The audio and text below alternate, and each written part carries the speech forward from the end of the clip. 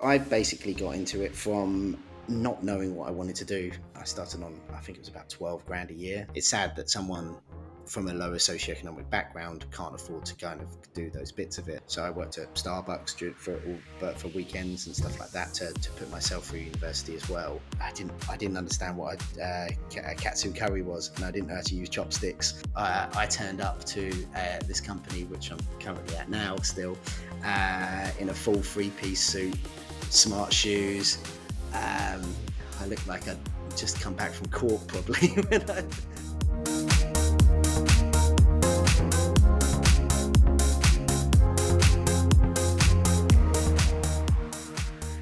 Today, we're joined by Andy Copping, who grew up in suburban Essex with supportive parents. His passion for media started early, inspired by sports TV and creating montages with Windows Movie Maker. This led him to study media in sixth form with encouragement from his parents and teachers. After graduating, Andy broke into the media industry through a job website, starting as a runner on a very modest salary. His university projects and part-time job at Starbucks helped secure his position. Despite not knowing anyone in the industry, Andy's background gave him a strong work ethic and ambition to succeed.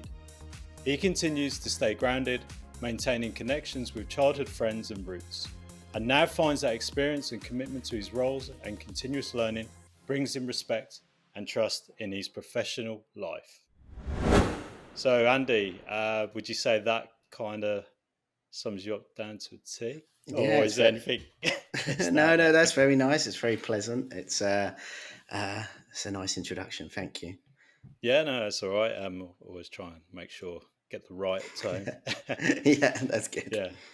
So, yeah, before we get into the actual interview and everything, could you tell us a little bit about your role and what you currently do, and could you just explain in a way that most people kind of Yeah. understand? My job title is the head of 2D commercials at a company called Free Folk. I've been here 17, 18 years, I think now. As you said in your introduction, I started off as runner and kind of worked my way through. But my role currently at the moment is being in charge of commercials. So everything that basically runs through the commercial department, I kind of get my hands on to a certain degree. So that will either be managing the relevant people within a team. So if we have like a job that is involved maybe five, six people kind of thing, I'll be managing that. I'll be managing it with the producers. I'll be managing it with the clients. And then I'm uh, basically, I'll use a machine called Flame, a bit of software called Flame, which is a 2D linear compositing software, which is very good at management of jobs and timelines and those kind of things. So I can specialize in uh, removing wires from kind of puppetry to beauty work to titles to even editing changes. So you kind of have to be a jack of all trades a little bit when you're a flame artist, because you Yeah. have to adapt quickly to a job what it is, because you're in commercials, you tend to have a very short deadline of what something is. So sometimes they don't have a chance to go back into the edit, sometimes they don't have a chance to Yeah. things like that. But we also get involved in at the early stages of projects. So I go on shoots. We can be very at the early stages of where they'll have a tiny script outline of an idea, and we'll kind of help them develop in those kind of senses. So it's very varies from day to day. That's what I quite enjoy about my job. It is not the same thing every few weeks. It is pretty much every 3 to 4 weeks I'll change what project I'm working on. It will go to the next one, and then you kind of get to use different sets of skills, and you get to meet different people in that sense as well. Yeah. Oh no, it's cool. It's quite a varied, quite a fun role then, doing something different every day, basically. Exactly. Yeah. Yeah. It's the change makes it. As well, they always say, change is as good as a rest. And sometimes, definitely, when you've had a long job, you sometimes definitely look forward to the next job, even if it's completely different. It's just that kind of nice thing to look at differently. So you're not looking at the same set of pictures every day, Yeah, kind yeah, of thing. yeah. No, fully understand. For yourself, like one of the main questions I ask all my guests is, what does working class mean to you? How would you define it? It's difficult because I think it changes day to day. I think because it's obviously a definition that's personal to certain people. I know uh, when I knew that we were doing this interview, I did look it up and looked at like statistics of stuff of where people said what they were working class, and apparently it's going up. More people are saying that they're working class, and I think something like 40. I think I did write down 43% of people think that they in the last study said that they were working class. But to me, I think it's you in the lowest definition. You are working. You have to work to live, to eat, Mm. and stuff like that. And then you are probably not. Uh, you are doing a job that is not you. That's most of them are probably not degree educated when it comes to from if you're from that area. But that's probably changed because so many people more now went to go to university, and it's about doing the job that is before it used to be like a manual job and where you would be grafting and using your hands and stuff like that, but now it tends to, because most people, the way that industrial revolutions happen and everything and technology revolutions, it changes all the times. It's like it used to be a trade person that would do that role, but now if you look at how tradespeople are paid compared to probably some office workers, which would be classed as middle class professions, there's probably 100 grand difference between those kind of Yeah, pays and stuff. So it varies, but I kind of see it as someone that works, that 100% needs to work, that lives, that couldn't would be without work for more than 6 months or 4 months or 3 months or even pay to yeah, paycheck kind of thing. It's like there's no backup and stability of what there is kind of thing. So that's how I kind of see it. It's like yeah, I don't think you could. I think it's not like the Victorian days of a chimney sweep or something like that. It's yeah, yeah. yeah. So, for yourself, growing up, would you have thought of yourself as coming from like a working class family and stuff? Slightly. I think my both of my parents worked, which is a sign of it when you kind of do those bits and Yeah, everything. The area that we grew up in, I grew up just outside of London in Essex.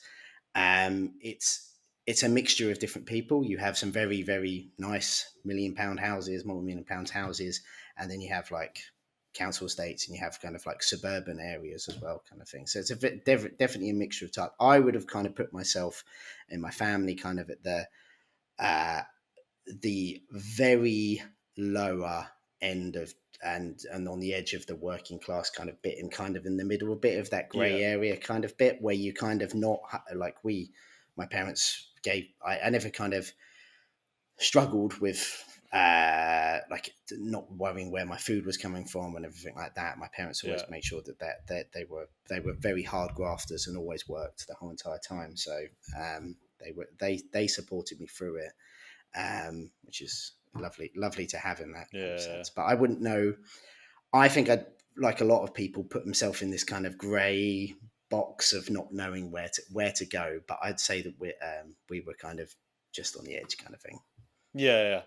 Yeah, no, I think yeah, it does vary massively from person to person, and yeah, it is dependent on how like where you grew up and just your surrounding environment.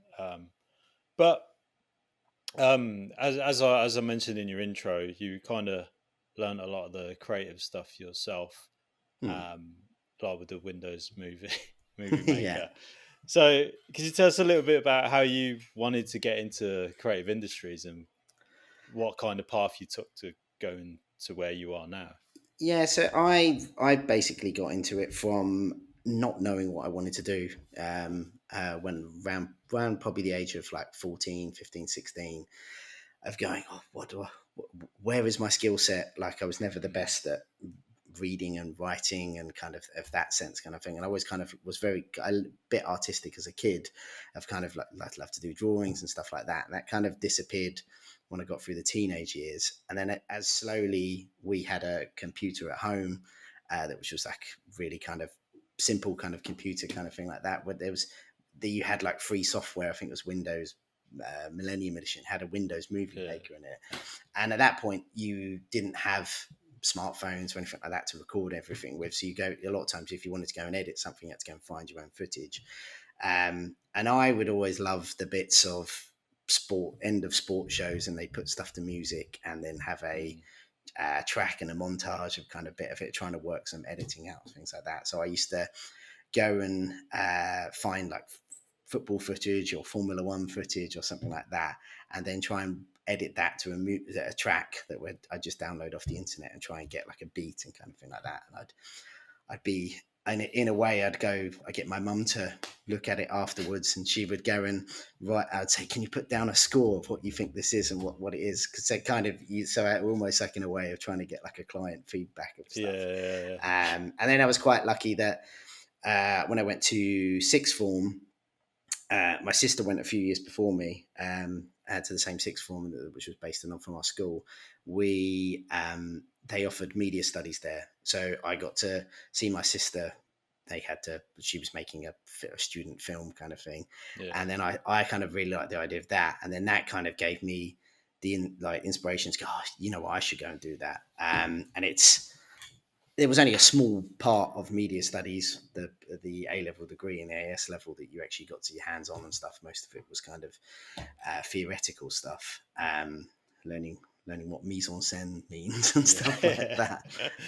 But it's that bit inspired me to do it, and then my dad said to me, you know, there are plenty of jobs in this kind of thing, in this field, and you can go and study, you can go and learn about these things. So when I spoke to my teachers, and they were very much like, yeah, there's courses that you can go and do, and then they pointed in the direction of the fact that I didn't know what exactly the field I wanted to do. Originally, I thought I wanted to be an editor, and I went to a couple of different universities on the open days, and ended up at De Montfort in Leicester, which is where James and I met as well. We were on the same course, for full disclosure, and that course was very general, and it wasn't really defined in one specific area. I think it was a BSc course, so we had to cover a lot of different stages. So of different subjects. So we did a bit of 3D, we did a bit of, I remember even doing soldering at some point to make a radio or something like that. Yeah, which is 100% proved useful in all my everyday. I use that every day these days. And then it was kind of more the visual effects part of it, which modules that when we started doing that, we were learning on After Effects, and we were learning from scratch at university, because none of us had really used those programs before. And then that kind of spurred me into this kind of career. So when I was applying for jobs, I kind of knew roughly what area I wanted to get into, kind of thing. Yeah. No, it's quite the journey, and like you said, the course was very broad, so it's not very focused in one area. So you end up learning all these different skills, but then you're not quite sure, because there's a lot of different avenues you can kind of go down.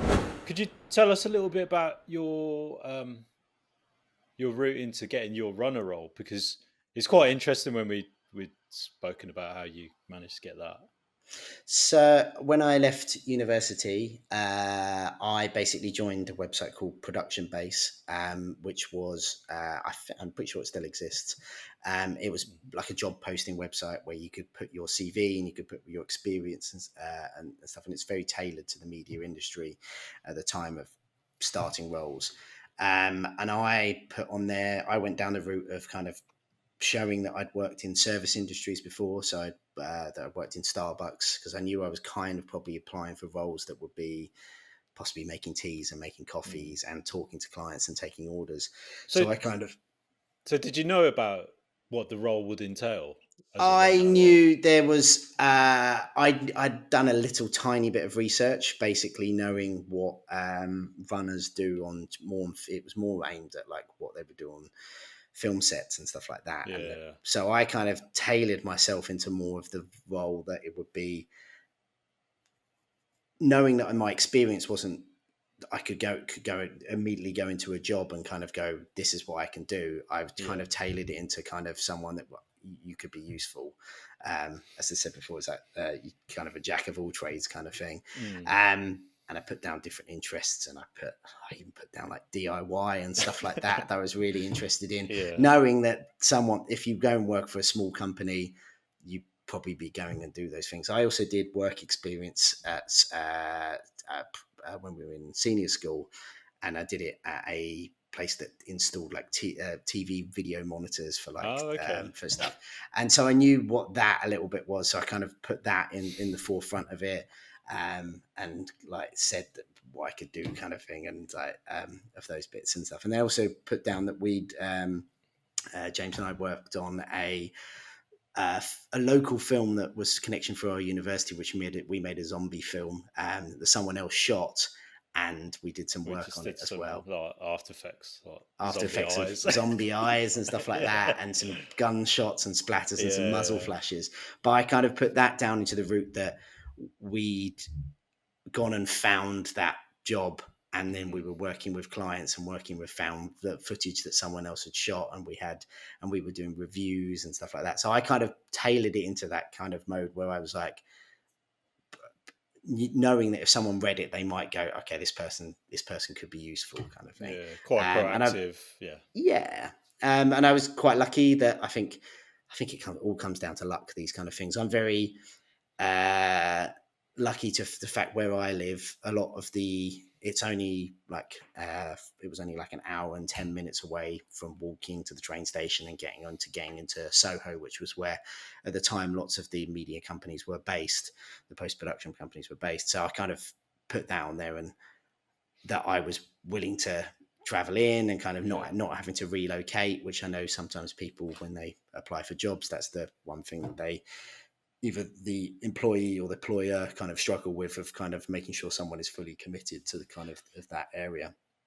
Yeah, and then I managed to just come in for an interview, and not that I knew a little bit about the job, but there was one thing that I didn't know about, was about how to dress at all. Yeah. I only went from when we ever had careers days at school, and they were Yeah. always like, you have to wear a suit. So I turned up to this company, which I'm currently at now, still in a full 3-piece suit, smart shoes. I looked like I'd just come back from court, probably when I came in, and everything, which didn't really fit in. But one thing, feedback it did cover, like I did speak to the lady that interviewed me like a good 6 months later afterwards, and asked her what my opinion. She was like, she was like, we did laugh, but she's like, do you know what it did? But then everyone said, at least you're showing that you want to be smart, and you want to kind of, that you're Yeah. making an effort, kind of thing, like that. So But I it's like, suppose if you're not used to that environment, you wouldn't know what to no, no, like wear exactly. or yeah.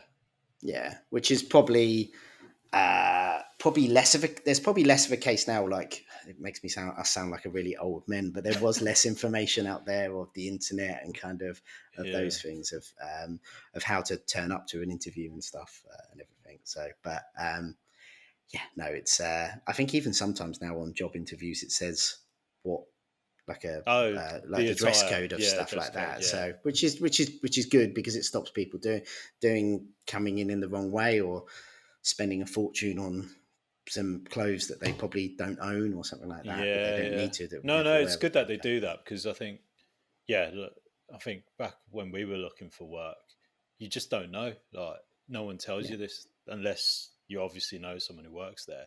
yeah, But yeah, like, yeah, turn up. Because the way I used to do is kind of dress smart, casual.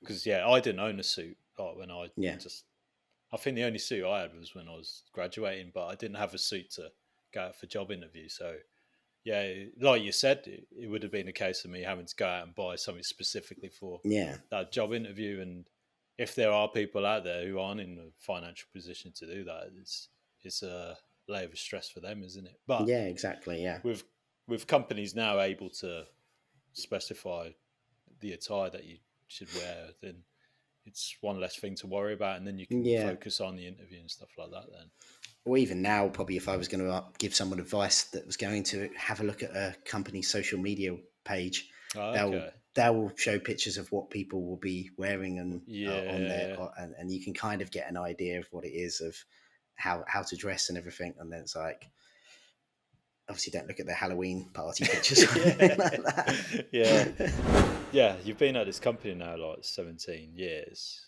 or so, and starting out as a runner and like getting to where you are now, especially when you're starting out because you're on such a low wage. Mm. Was that a bit of a struggle when you first started out? Yeah, like I started on, so when I started in 2007, I started on, I think it was about 12 grand a year. So it was basically £1,000 a month. Yeah, You looked at your paycheck and you were earning so little that I think I got taxed like £70 for the year or something yeah, like that. So it's like, and I like in myself, I even then I knew I was quite privileged because we obviously had contacts with people that went to our university, mm, and there's no way you could have taken that wage and moved down to London and rented a place. You would have super struggled with those kind of things. And I think it's now people are a bit more paid in kind of like starting in roles and stuff. They're a bit more with the London living wage and everything that's come in. It's slightly better, but it's still not brilliant. yeah, It's starting roles, and it's so you're when I know the whole point of part of this podcast is it's almost like working out where privilege is and everything. And I know mm, that my one of my main privileges was location, having that yeah, ability yeah, to come in. My parents were really supportive, and they didn't charge me rent for the first bits of it and everything, so I could go into that environment where I knew that what I was earning yeah. could go through and everything. And most of my train fare was £350 a month So at that's that quite a point, I big think. chunk of your So that was like wage. a big chunk of it, and Yeah, so it's you still had costs and everything, but like when you're a runner, you you work out other ways of making use of it. It's like you often work late, so there's often sometimes food, and like there's yeah, always like I know in your previous podcast that they spoke about there's always bread and stuff there and yeah, everything yeah, like that, and it's just that is a very common occurrence kind of thing. And also it's just like when I started off running, it was a very different role to what it is a job running role now, because everything yeah, was uh, literally running from place to place. So it would be picking up. yeah. Everything was shot on film in those days, so it would be transferred from film into a digital format, and then you'd be running. You have to go The to the internet wasn't as so physical fast. place. Yeah, Yeah, so we'd be running tapes around, which would be digibetas or HD cam SRs, and they would be running from place to place. And even when you did a play out, you literally had to take the tape and sometimes literally sprint across Oxford yeah. Street and full speed, and felt like something out of a Spider-Man movie trying to get to a place on time for deliveries and stuff. And yeah, so it was a very different role. Like I'd have one thing that like in a regret of everything, I'd have loved to known how like have a smartwatch and know how many steps I did for Yeah. every single one of the thing.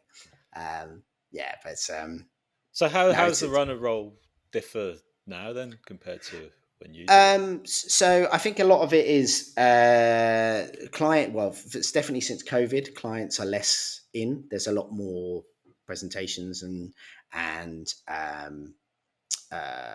and working with clients remotely.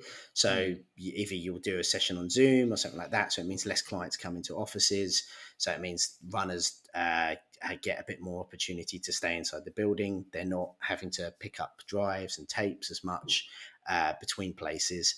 So they get to stay inside the building, I think. And I think like in our company, there's less of a culture now. When I first started, it was the runner would do everything of it was a very small company to start with, yeah. but it was like when I started there was only six of us, seven of us, I think it was.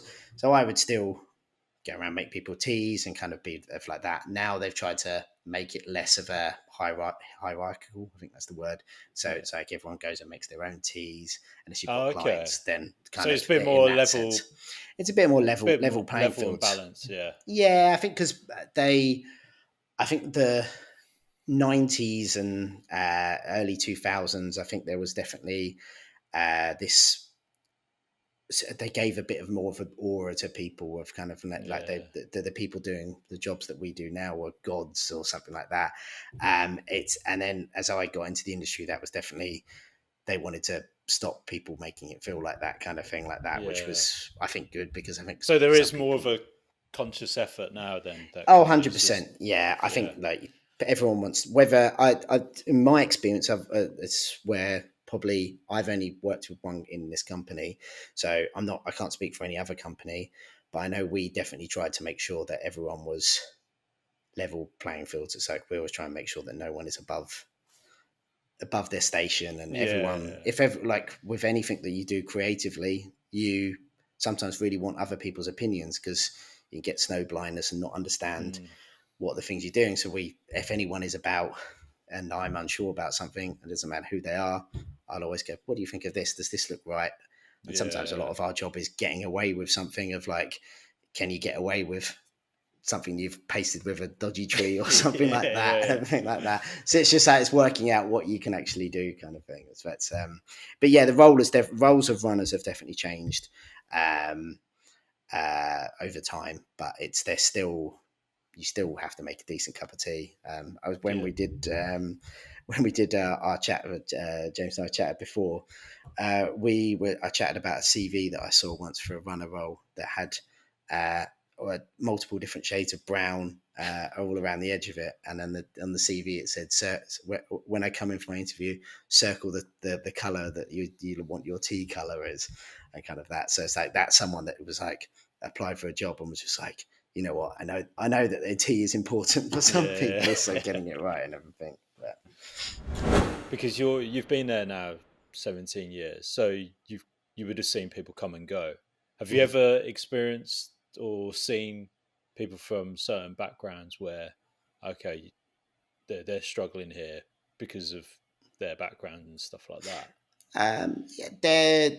I can't think of a specific thing, but I know that we have had people that have applied for jobs that we've then given the offered the jobs to, and then they've then looked at it and said that they couldn't afford the salary based on Mm, the location of what they're doing and everything. It's just always sad to see because you know someone is going to be is right for the job, and then you sometimes have to go for the second and third choice, which is it's sad that someone from a lower socioeconomic background can't afford to yeah, kind of do those bits of it. Like we've tried to in the last couple of years, we've tried to do internships, we're paid internships as well, yeah, so offering that as an opportunity to get people into the industry, because definitely when I started there was definitely reports of people doing work experience yeah, doing it for 6 months and not getting paid anything at all yeah. and not even getting Because any it's illegal now, expenses or isn't it? anything It's like like that. Yeah, yeah, and as it should be. It's just like you can't. It's not. It's there's a difference between when you're 15 and your school tells you to go into those schools yeah, and kind of going to do those bits of it. But yeah, there was definitely companies that were looking to give you experience in a role and then kind of taking advantage of those things and everything. But yeah, so I think other things that I've seen of things, it's just like we're fairly open of kind of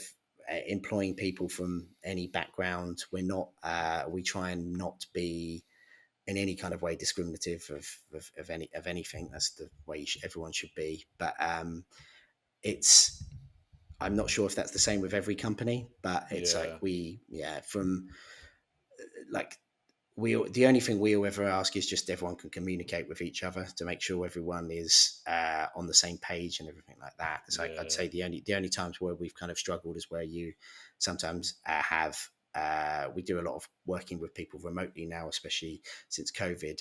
And we always just make sure that if you're working with someone, especially from a different country, that when you can communicate between people, it's all fully understandable. So yeah, there's no cross bridges and stuff. Of you set someone off on a job and then you've given a brief and then it's all got mixed wires and everything like that. So we always try and make sure that everyone is on the same page and everything yeah. like that on that So, sense and everything. so you mentioned the remote working. Would you say that's kind of enabled people who in the past traditionally couldn't move to London or wherever? Yeah, Do you reckon yeah, it's helped them out then?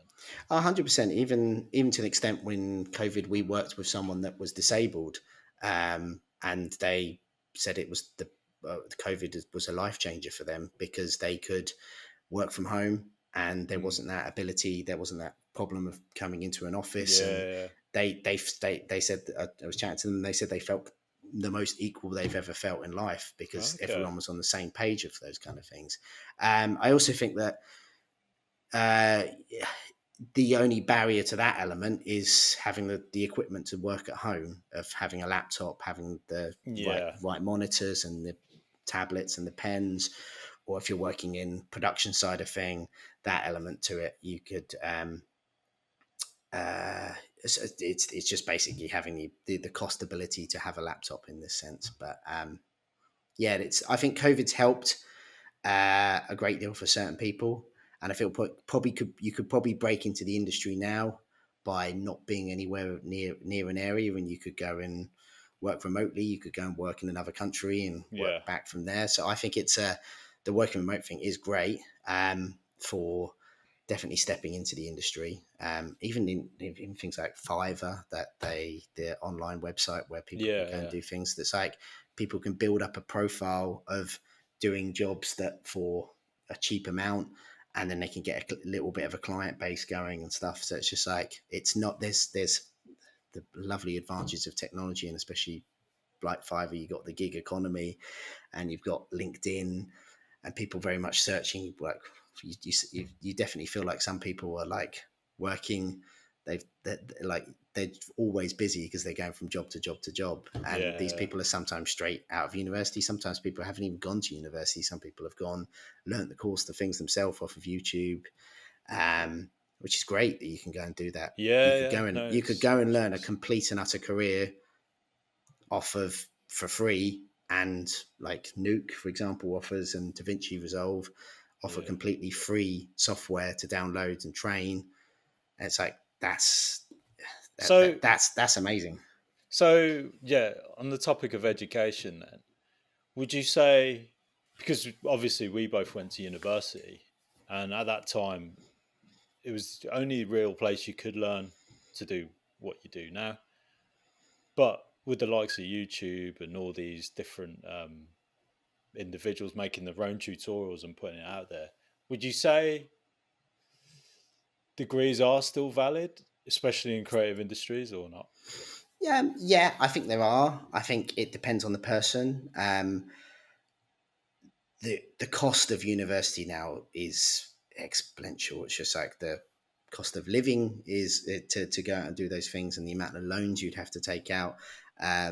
I myself had to take, like when you did the grant system. I'm not sure Yeah, if it's the same now. I had the full amount of grant of coming in, but I still had to work. So I worked at Starbucks but for weekends and stuff like that to put myself through university as well. Um, and I think now, if you were to go and do it, you'd probably say, is it worth it of what you did? But it's also the life experience of it is. Like I myself was quite shy before I mm, went to university, not having quite a small friendship group, not like a massive place. yeah, And so I definitely felt if I'd have gone straight into a career, I might have got a bit humbled by it and kind of maybe not carried on or anything like that if I'd have yeah, not gone to university. I think that few years of maturity, mixing with people that you from different backgrounds and from different areas, and that does help. so it And helps with and your soft skills then. yeah, Yeah, exactly. Yeah, 100%. I don't think I would if I'd have not gone to university. I think I would have probably been in a different career. I think I would have been in something else. I think it gave me. It's also giving yourself um, projects to do and stuff like that yeah, within university. Which if you go and learn yourself, you're only going to give yourself stuff that you liked. If I'd have carried on doing it, I'd have carried on making Formula One montages yeah, for life, and it's just like, and that's a very niche role. There's not that yeah, many jobs that offer those kind of things. Yeah, so it's in that sense, and it also allows you to try and do things that you don't. If you do a course that is a bit varied like ours, you could pivot. Like if I'd have not gone to university, I would have 100% just gone down the editing route. yeah. But because I went to university, I got to try something different. There was visual effects. Yeah, there was one thing that stuck with me when we had our first initial conversation before this was how you talked about how people see themselves as working class. They're either it's either one of two things there. It's a shameful experience, or it's a badge of honor that they Yeah. boast about within companies. Could you talk us through that a little bit? Yeah, I think some people basically will embrace their roots and kind of really kind of go, right, I know where I'm from, and I'm going to use that as an example, and kind of educate other people around them as well about what their town was like, or what Mm. their thing was, and not change their accent in any kind of way. And then there's some people that you meet that definitely, if you probably heard them 20 years ago, they probably have a slightly different accent and kind of Yeah, changed. But some of that is natural, where people move and you yeah, pick up tones and stuff like that. But I, the people fall into two camps 100% on that, of those kind of things. It's just like, I myself don't think I've changed that much from where I was 20 years ago, when I was probably yeah, from university to now. But other people may think of that different. There's yeah, Everyone dresses slightly different, from where they were from when they were kids and stuff like that. But it's time that yeah. does That's that, and that's. everything. Were there ever instances where you felt like, oh shit, I'm kind of a bit out of my depth here? Like these these these people, like, oh, it's totally different environment for me. There was one moment where I definitely had a slight moment where I think it was in my first couple of weeks, where we at work, we used to have like lunch brought in and stuff like that. Yeah, And I remember I was like, I didn't understand what a katsu curry was, and I didn't know how to use chopsticks. And then sometimes clients that would ask you for like an asman tea or something like yeah, that, and you'd be like, it'd be those kind of things that you never picked up on, you weren't exposed to at the time, kind of thing. So you'd be like, oh god, do I know what I'm doing, kind of thing. Like, it's but then that is something now that probably a smartphone in your hand, if you were yeah, doing it now, you could quickly go and Google it and stuff like that. So even to the point when I first started, I had to learn. I was given a paper map of Soho, and yeah, I didn't know any streets in Soho at all. yeah, Um, Now, obviously, if you went on a run to a different company, you would just type it in Google and follow Google Maps. But I was literally having to yeah, read a map everywhere I went. I think, um, yeah, but things change. Obviously, that's the beauty of time, yeah, kind of yeah, thing like that. So I've definitely, when I talk to runners and work experience people now, it's like I always try and get involved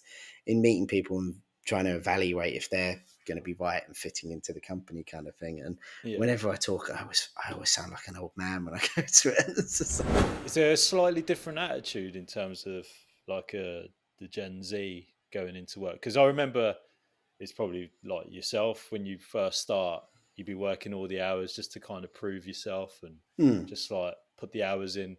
But it feels like now, I think, especially younger people getting into work, they'll call it out like, "Oh, I don't want to be working late," Hmm.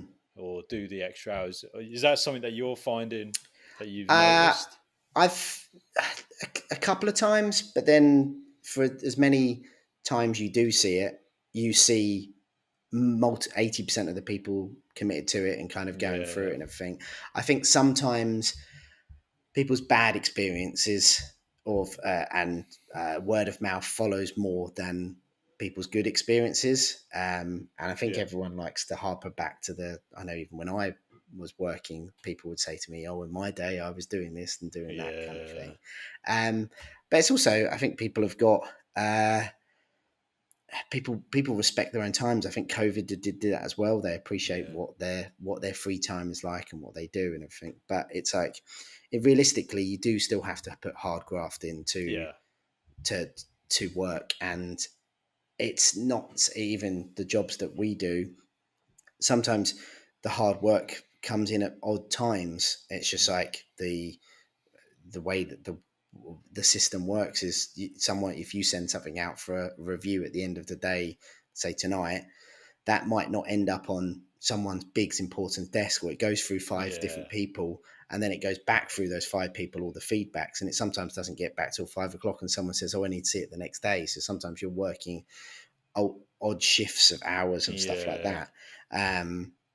But I think, from my experience of different from generate this generation to one from my generation to the people, but a few years below me, age wise, the right people you can.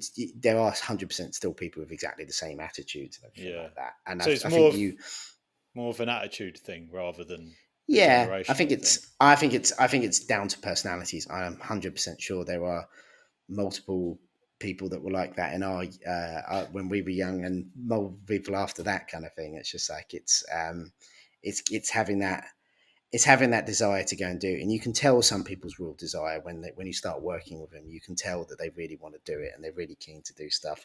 They're not.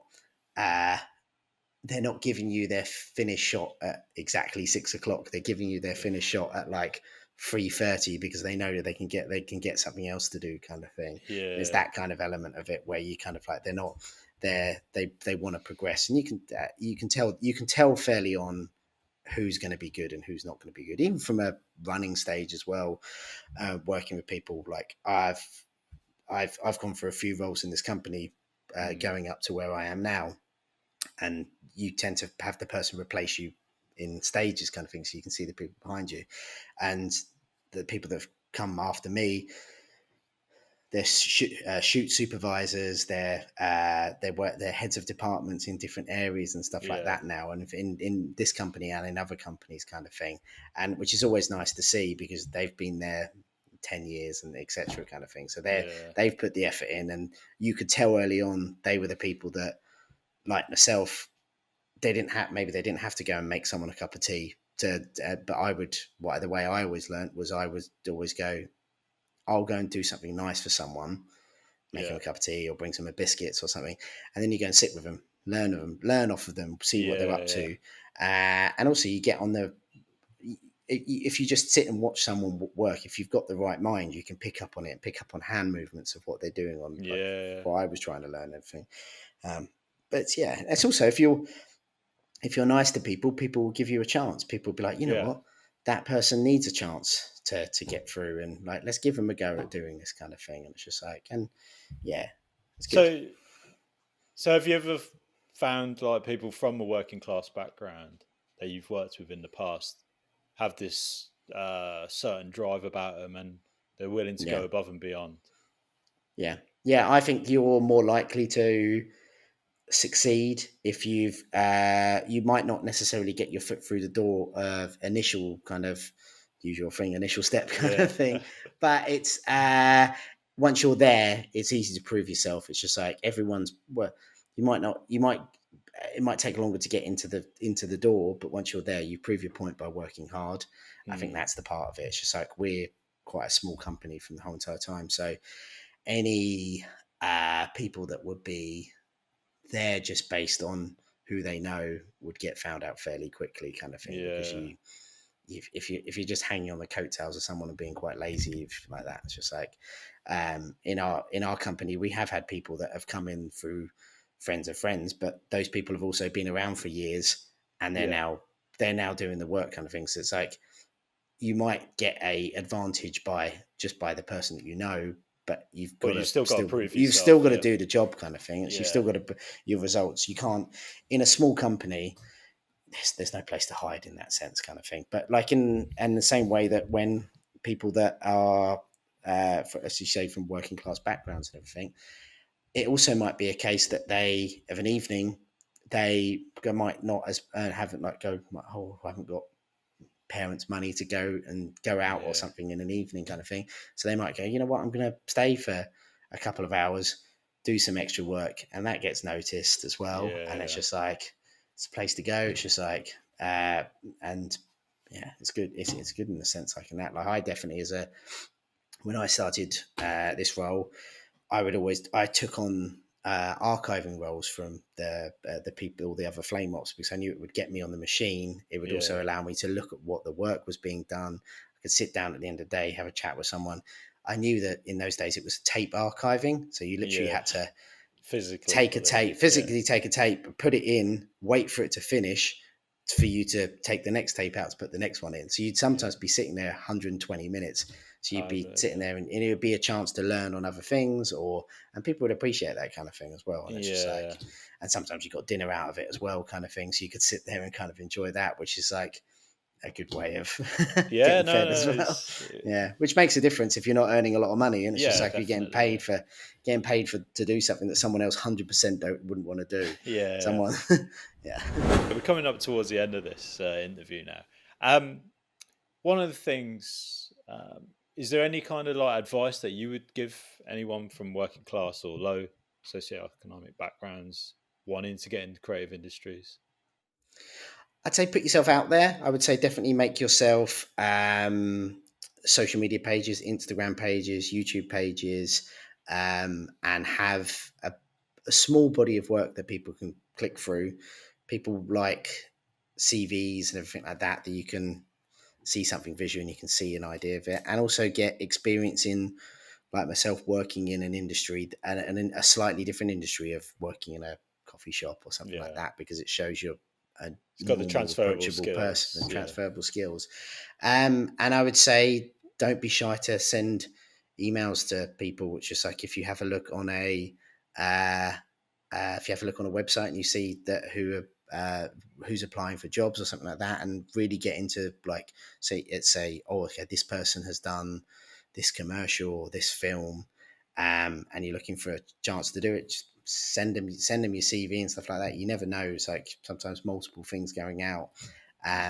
Emails is brilliant because people can remove like see it or not see it, and it's not imposing. yeah, I know back in one of our early days, our things was go around knocking on the doors, but I would yeah, say that's probably the advice not to give now, because people are busy. The last people want is someone knocking on your door saying, "Oh, can I speak to so and so?" and not know who they are. Emails are fine. That yeah, like sending those kind of things, and you never know that someone might be looking for something and send something out, or they might know someone else. Um, Industries, people move around companies quite a lot in this industry, not myself, but other people do, and they know where jobs are and they know where things are going, kind of thing. yeah, So it's like, and also just carrying, updating your skills. Learn learn something, try and learn something new every day. Don't do the stuff that you just love to do, that yeah, you find easy. Go, okay, right, I want to try this, I want to try that kind of tracking thing, and it's like try and educate yourself in all different parts of it, kind of thing.